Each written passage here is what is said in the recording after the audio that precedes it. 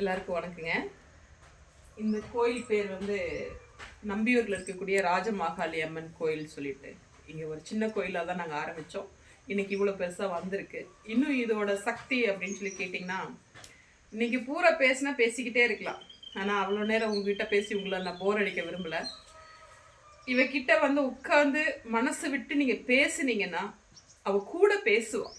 உங்களுக்கு என்ன தேவையோ அது உடனே சரி தப்பு அப்படின்னு சொல்லி நம்மளை சரியான முறையில் வழிகாட்டுவாள்.